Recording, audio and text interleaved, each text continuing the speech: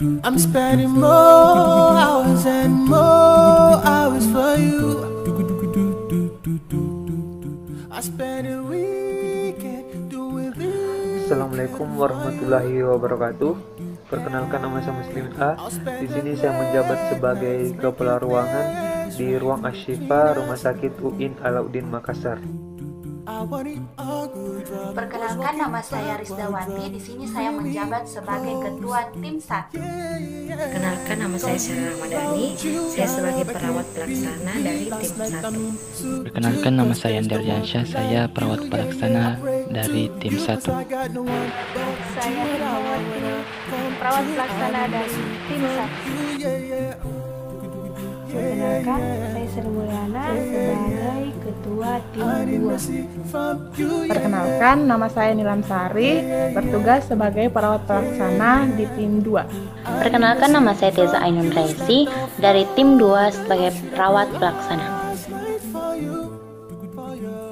Saya Umrah, ketua tim 3. Perkenalkan, nama saya Vivi Lestari. Di sini saya sebagai perawat pelaksana. Perkenalkan, nama saya Muhammad Abdi Miraya. Saya sebagai perawat pelaksana. Perkenalkan, nama saya Nurma. Saya perawat dari tim 3. Bismillahirrahmanirrahim. Assalamualaikum warahmatullahi wabarakatuh. 3 minggu yang lalu kita telah melaksanakan mata kuliah manajemen keperawatan, dan alhamdulillah sekarang kita telah memasuki fase di mana kita melaksanakan lab klinik manajemen keperawatan secara online. Berhubung karena pandemi COVID-19 belum berakhir dan kita diharuskan untuk beraktivitas di rumah masing-masing. Setiap rumah sakit ataupun puskesmas tentu memiliki ruang rawat inapnya masing-masing dengan kepala ruangan dan tim yang berbeda-beda.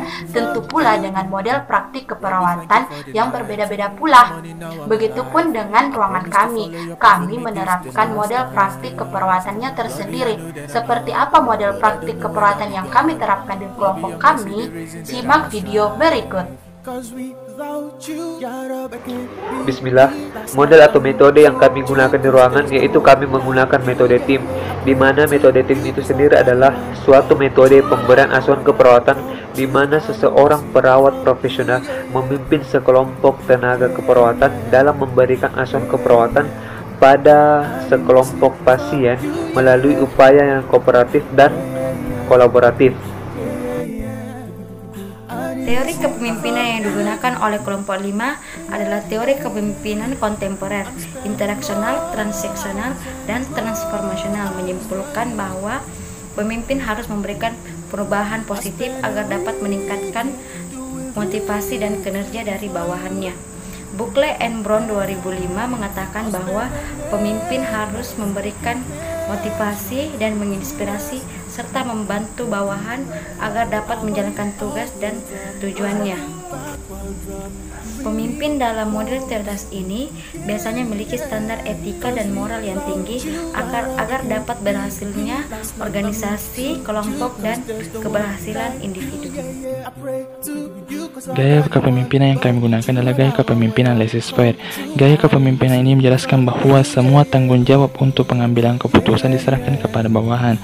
Atasan memberikan bimbingan, melakukan monitoring, dan memberikan bahan kepada bawahan untuk dapat mengembangkan program dan akhirnya mengambil keputusan.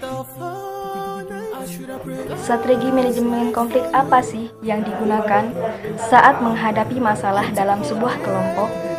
Jadi di sini terdapat 2 hal yang memang peran penting dalam keberhasilan penyelesaian konflik, yaitu menentukan besarnya konflik dan gaya penanganan konflik. Kombinasi dari kedua variabel ini menghasilkan 6 gaya penanganan masalah yang berbeda, yaitu ada integrating, obliging, dominating, avoiding, dan compromising. Adapun tanggung jawab ketua tim, yang pertama mengkaji setiap klien dan menerapkan tindakan keperawatan yang tepat. Yang kedua, pengkajian merupakan proses yang berlanjut dan berkesinambungan. Yang ketiga, mengkoordinasi rencana keperawatan yang tepat waktu. Yang keempat, membimbing dan mengawasi anggota tim dalam proses pelaksanaan tindakan keperawatan. Kelima, meyakinkan anggota tim mencatat semua hasil evaluasi berupa respon klien terhadap tindakan keperawatan yang diberikan. Keenam, menilai kemajuan semua klien dari hasil pengamatan langsung atau dari anggota tim. Yang terakhir, bertanggung jawab terhadap kepala ruangan. Selanjutnya, tugas ketua tim. Yang pertama, mengkaji setiap klien dan menerapkan tindakan keperawatan yang tepat. Yang kedua, pengkajian merupakan proses yang berlanjut dan berkesinambungan, dapat dilakukan serah terima tugas. Yang ketiga, mengkoordinasi rencana perawatan yang tepat waktu dan membimbing anggota untuk mencatat tindakan yang telah dilakukan. Yang keempat, meyakinkan semua hasil evaluasi berupa respon klien terhadap tindakan keperawatan yang tercatat. Yang kelima, menilai kemajuan klien dari hasil pengamatan langsung maupun laporan anggota tim.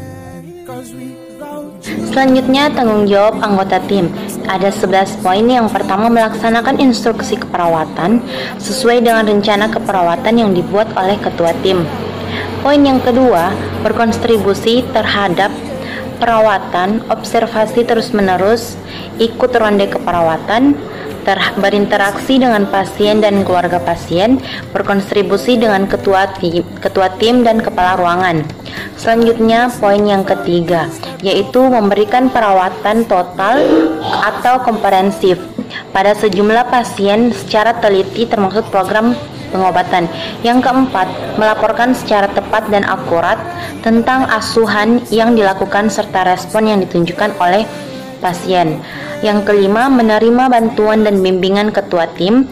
Yang kedelapan, menjadi narasumber bagi ketua tim dan staf atau tempat diskusi. Yang kesembilan, motivasi staf untuk meningkatkan kualitas asuhan keperawatan. Yang ke-10, melakukan komunikasi terbuka untuk staf yang dipimpinnya. Yang terakhir, bertanggung jawab atas keputusan keperawatan selama ketua tim tidak ada di tempat. Selanjutnya, studi kasus. Nurse Mawar, 25 tahun, merupakan lulusan pendidikan S1 keperawatan dan profesi Nurse Udin Alauddin Makassar. Setelah lulus, Nurse Mawar diterima bekerja di Rumah Sakit Taman Bunga. Nurse Mawar ditempatkan di ruang rawat inap VIP Ashishifa di tahun pertama sebagai perawat pelaksana, dan di tahun kedua karena kinerjanya dianggap baik, Nurse Mawar diangkat menjadi ketua tim B di ruangan VIP Ashishifa. Sedangkan di tim A diketuai oleh Nurse Melati yang sudah menjabat selama 3 tahun. Tim A bertanggung jawab di kamar 1-7 dan tim B bertanggung jawab di kamar 8-14. Tim A dan tim B sama-sama beranggotakan 3 orang. Setiap harinya kamar 1-7 selalu full oleh pasien, sedangkan kamar 8-14 tidak selalu full oleh pasien. Sehingga tim A yang diketuai oleh Nurse Melati selalu sibuk mengurus asuhan keperawatan pasien di timnya. Hal ini menimbulkan kecemburuan di tim A, khususnya Nurse Melati. Ia menganggap bahwa ini tidak adil karena Nurse Mawar bekerja di ruangan ini baru 2 tahun sudah diangkat menjadi ketua tim dengan kamar yang tidak selalu full dengan pasien, sehingga memiliki waktu yang luang dibandingkan Nurse Melati yang selalu sibuk dan memiliki jadwal yang sangat padat. Padahal ia sudah menjabat selama 3 tahun sebagai ketua tim. Namun dengan keadaan seperti itu, Nurse Melati tidak mengkomunikasikannya secara langsung kepada ketua tim B, melainkan hanya menyampaikan keluhannya kepada sesama timnya, sehingga berdampak langsung terhadap masing-masing anggota tim. Identifikasi masalah yang ada. Yang pertama, kecemburuan status dan tugas. Yang kedua, hambatan komunikasi. Yang ketiga, ketegangan antar kelompok. Yang keempat, kurangnya semangat dalam melaksanakan tugas dan tanggung jawab. Identifikasi dampak yang dapat terjadi dibagi menjadi 3. Yang pertama adalah menurunkan semangat kerja. Yang kedua, menurunkan rasa tanggung jawab, dan yang ketiga, terjadi konflik interpersonal dan konflik antar kelompok. Kemudian, identifikasi penyebab konflik. Ketika kita membaca ulang terkait kasus di atas, maka kita bisa menyimpulkan bahwa kasus ini dilatar belakangi oleh kecemburuan ketua tim terkait pembagian tugas yang ada di ruangan tersebut. Ini dipicu oleh timbulnya ketegangan antar sesama kelompok. Nah, konflik ini juga bisa dipicu oleh kurangnya komunikasi yang baik antar sesama tim sehingga berdampak pada proses kerja dan menimbulkan hasil yang tidak baik. Selanjutnya yaitu strategi penyelesaian konflik. Menurut Hasan pada tahun 2019, pemilihan strategi penyelesaian konflik yaitu berdasarkan suasana komunikasi. Bila suasana komunikasi terjalin baik, maka kemungkinan besar akan terhindar dari yang namanya konflik.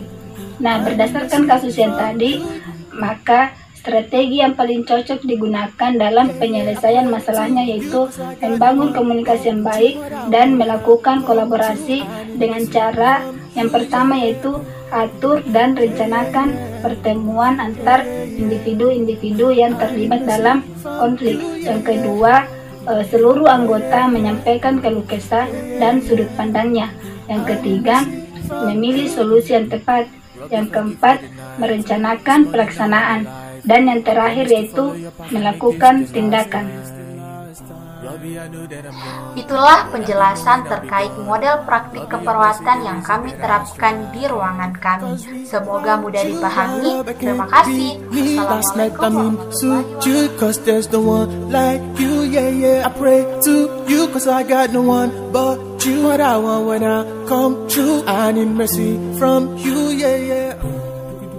wabarakatuh.